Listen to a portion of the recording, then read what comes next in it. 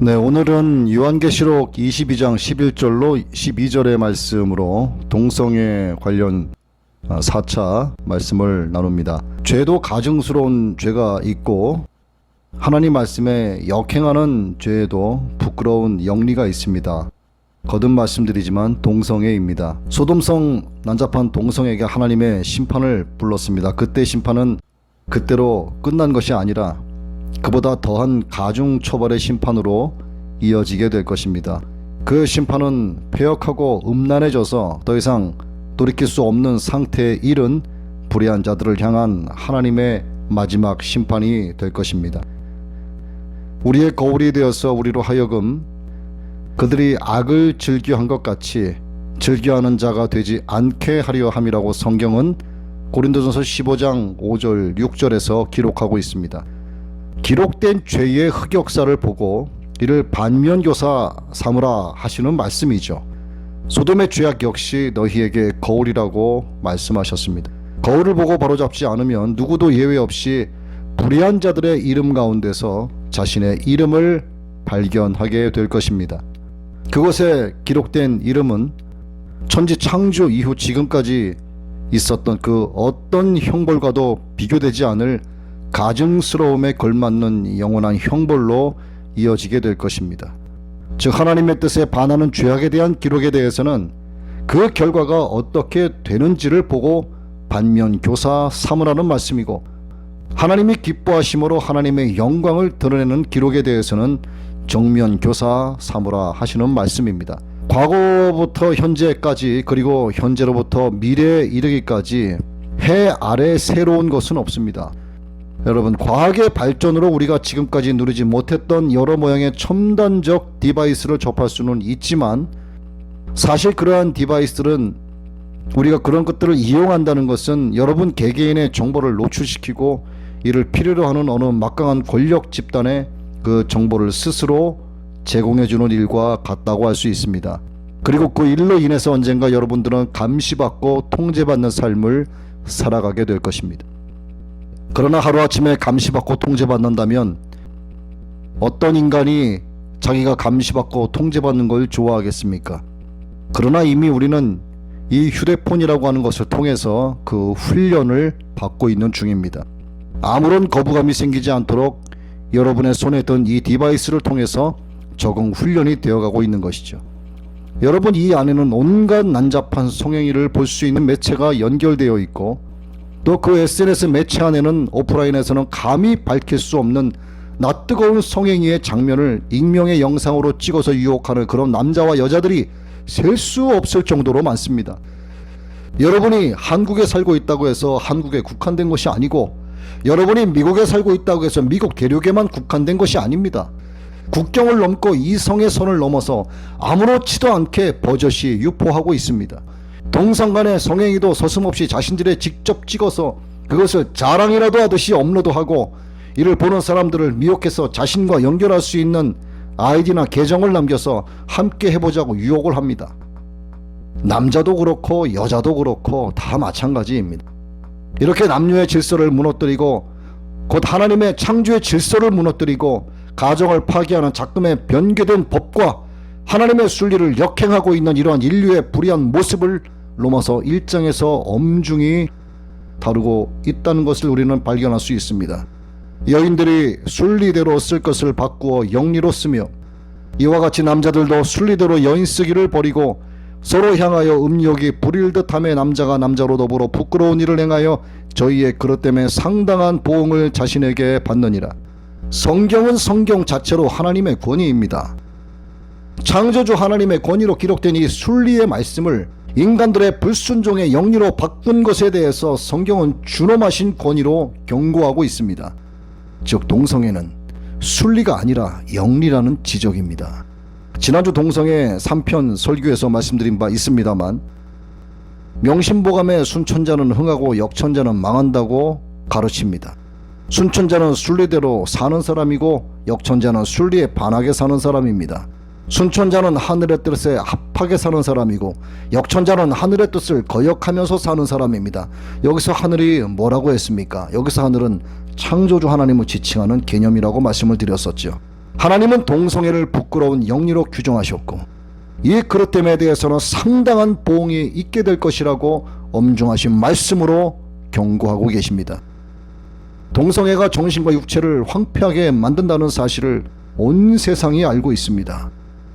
그리고 그 당사자들도 알고 있습니다. 그러나 심각한 것은 자신의 영육이 피폐하게 망가지고 가고 있다는 것을 알면서도 그 짓을 지속한다는 것이고, 자신의 미래가 어떻게 귀결될 것인지를 알면서도, 그래서 쾌락을 쫓지만 한편으로는 두려워하면서도 암묵적으로 자기와 같은 자들끼리 서로를 부추기면서 잘한다 잘한다 하는 말로 스스로를 애써 위로해 보려 하고 있다는 것입니다. 로마서 1장 32절의 말씀을 봉독해 드리겠습니다. 그들이 이 같은 일을 행하는 자는 사형에 해당한다고 하나님께서 정하심을 알고도 자기들만 행할 뿐 아니라 또한 그런 일을 행하는 자들을 옳다 하느니라. 동성애 합법화에 대한 법은 전 세계에 전염병처럼 번져가고 있습니다. 은밀하게 음지에서 이루어지던 동성애가 지금은 다름과 인권이란 말로 포장되어서 표면으로 드러나고 있습니다. 그들 소수를 위한 보호법이 절대 다수의 인권을 억압하는 방향으로 속속 만들어지고 있습니다. 그래서 지금은 소돔의 음란함을 한참 뛰어넘은 시대라 아니할 수 없다는 것입니다. 소돔의 때가 너희에게 거울이라. 하나님의 이 지엄하신 경고의 말씀이 그래서 우리의 귓전에 항상 생생한 음성으로 남아 있어야 하는 것입니다. 주님의 오심이 문 앞에 이르렀습니다.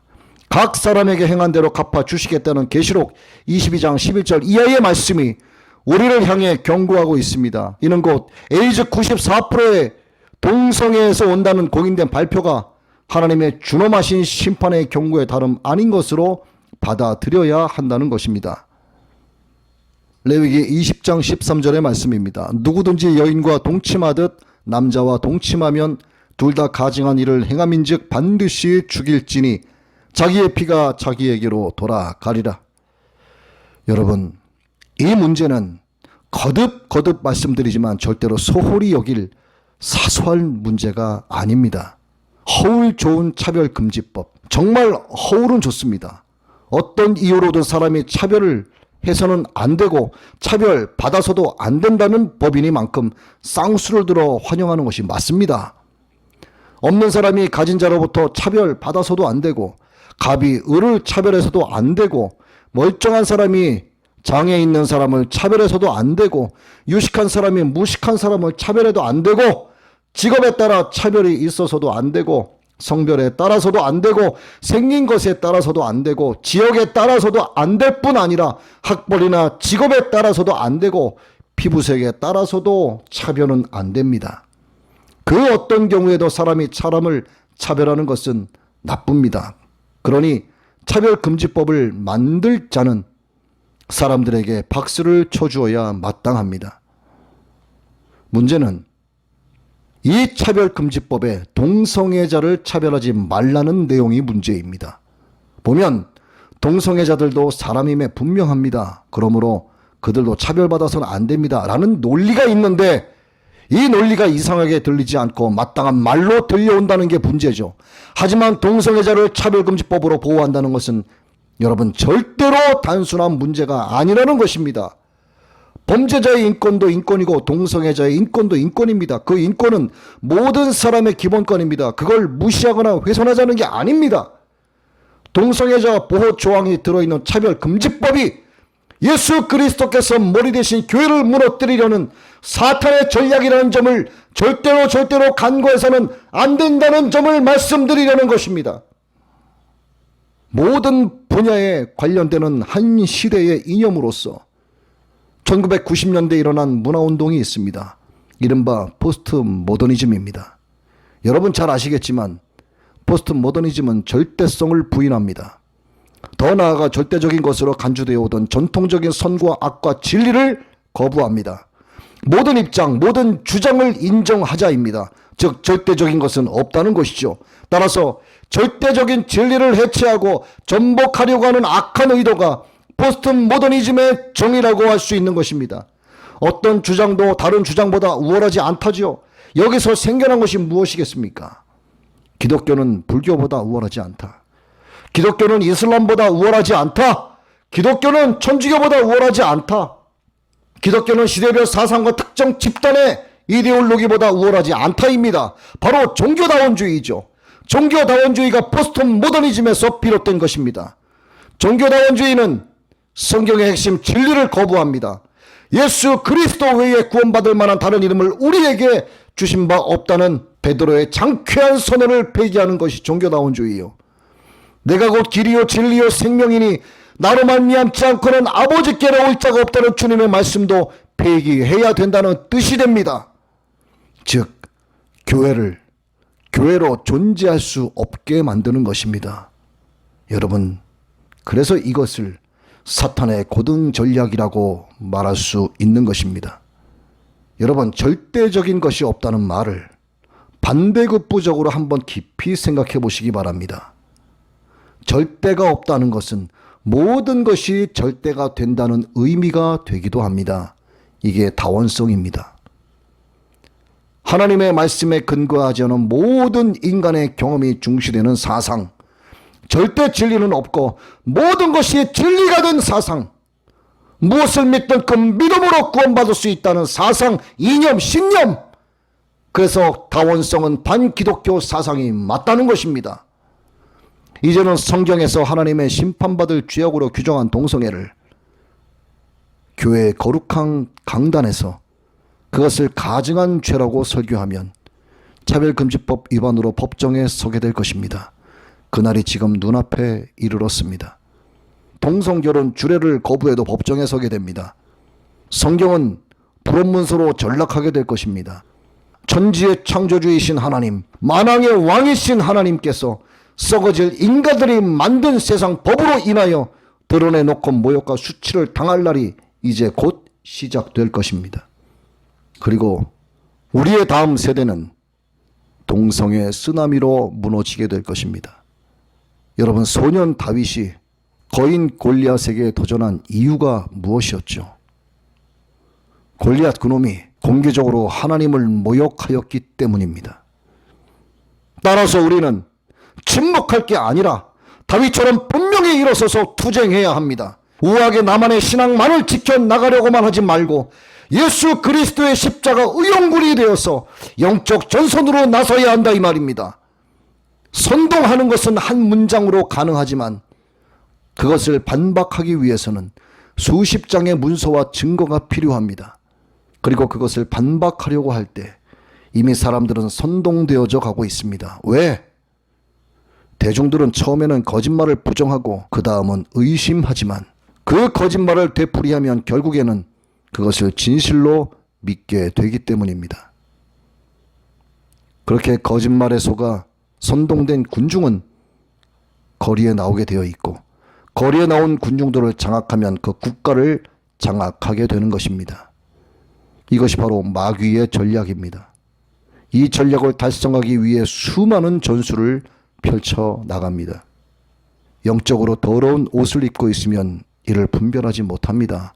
스가랴 말씀에서와 같이 그의 우편에서 하나님의 사자가 아닌 사탄이 서 있기 때문입니다. 그래서 무엇보다 영적 교육이 이 세상에 있는 모든 교육에 우선되어야 하는 것입니다. 여러분, 아무리 거룩해 보이고 깨끗한 옷을 입고 있어도 한 영혼이 더러운 옷을 입고 있으면 그는 사탄의 지배를 받고 있는 자입니다. 그 더러운 옷을 입고 있는 내 안에 또 다른 나, 더러운 나의 영혼이 나의 생각을 잠식하고 잠식된 그 생각이 악을 행하게 만들고 그 악행으로 인하여 죄의 소욕을 따른 사탄의 하수인으로 살아가게 한다, 이 말입니다. 여러분, 영적으로 깨어 있어야 한다는 말씀, 깨끗한 세마포를 입고 있어야 한다는 말씀, 여러분 어디에서 신앙생활을 하셔도 이 말씀을 절대로 잊으시면 안 됩니다. 여러분 영적으로 준비되어 있지 않으면 하나님은 절대로 그를 사용하지 않으십니다. 여기에 오늘 하나님의 말씀을 듣는 여러분이나 또한 영상을 통해서 하나님의 말씀을 듣는 그 누가 되더라도 항상 하나님의 말씀, 오늘 이 말씀을 기억하시기 바랍니다. 여러분, 하나님께 쓰임받는 분들이 되기를 원합니다. 그러기 위해서는 무엇보다 여러분의 눈에 성경이 열려야 합니다. 여러분이 항상 하나님의 말씀으로 전신갑주를 입어야 합니다. 좌우에 나서 성령의 검으로 영적 전투와 싸워 승리해야 되고, 내 우편에 사탄 원수 마귀가 있는 것이 아니라 거룩하신 하나님의 영이 나와 함께 하셔야 하는 것입니다. 여러분 절대로 잊지 마십시오. 무엇보다 영적인 교육을 여러분 먼저 받으시기를 바랍니다. 여러분 모두가 하나님 앞에 귀히 쓰임받게 되시기를 주님의 이름으로 축원합니다. 내 모습이